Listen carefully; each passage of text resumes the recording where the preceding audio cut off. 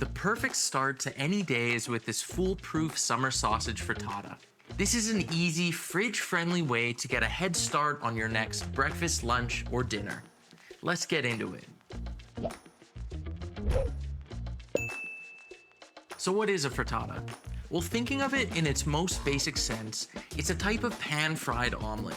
You fry your ingredients of choice in a hot pan, add scrambled eggs, and let it cook on one side until the eggs have set and you can flip it. The end result is a fluffy, loaded, golden brown egg dish that can be served hot or cold and enjoyed at any meal. First off, we're gonna start by peeling some potatoes. I'd like to use yellow flesh potatoes for this, as they have a softer texture than some other varieties, while also being high in vitamin C and lower in calories by weight. Not bad, hey? Now, some people will dice their potatoes into small cubes, which works great, but I like to slice mine thin. I find that they cook just a bit faster this way, and I like the way they sit in the frittata once cooked. Set those aside and start slicing up some onions. Once the veg are set aside, we can prep our protein. Today, I'll be using Capital Summer Sausage. There's a lot of different proteins you could use in a frittata, and you can even go meatless. I like to add a bit of salami or summer sausage to my frittata for its firmer texture, salty flavor, and to up my protein for the day. If you've never had summer sausage, I highly recommend it. It's very similar to a cooked salami in taste and texture, with just a small variation in its spices and seasonings. Now, once it's all diced up, we can move over to the stove. First, let's grab a non-stick pan for this, and make sure it's one that you can easily cover with one of your dinner plates. More on that later. Now, we're gonna add 3 to 4 tablespoons of olive oil and bring the temperature up over medium-high heat. Take your potato slices and lay them out as evenly as you can. We're then gonna go ahead and season those potatoes with a pinch or 2 of table salt, some black pepper to taste, and we're gonna let those potatoes sear and cook on their own for a couple of minutes before adding in the summer sausage and onions. Now you can also go ahead and add any herbs you'd like for a bit of aroma and color. I'm just using some dried parsley here.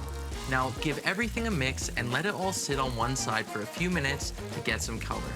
While that's all cooking, we can prepare our eggs. I'm using 5 eggs here and a healthy fistful of Parmigiano cheese.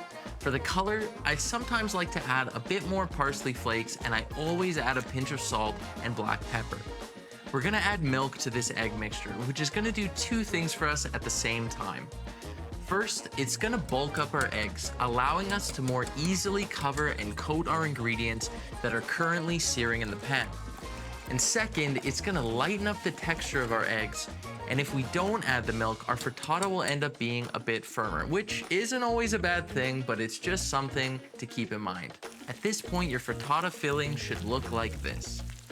What we're gonna do now is pour our egg mixture over our frittata and turn our heat down to low. You can see here why adding the milk really helps with this, as it gives us more volume to really cover everything. Then we're gonna put the lid on our pan and slowly cook the frittata most of the way through until it's flippable. Now, getting the temperature figured out might take a little bit of finessing, and you might not get this right on the first try, and that's okay. In my opinion, it's better to keep the heat low and be patient than it is to turn the heat up and risk burning your eggs.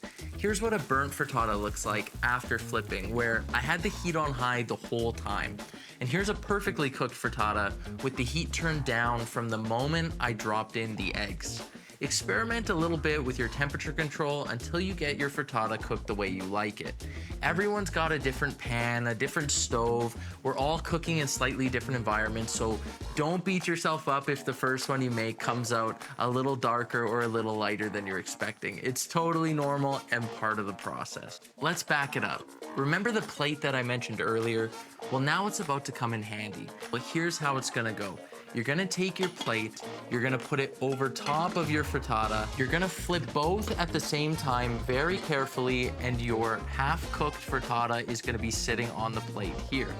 We're then gonna slide that back onto the pan and continue cooking the rest of the way. The rest is pretty straightforward. Give the frittata a minute or 2 to get the bottom fully cooked, and then transfer to a cutting board and let it cool slightly before cutting and serving. If you enjoyed this recipe and would like to see more, check out our page or our website. capitalfinemeats.ca/recipes, where we post all of our food content, written recipes, and more. If you liked our video, let us know in the comments or by clicking the like button. Thanks for watching Capital Kitchen, and I'll see you next time.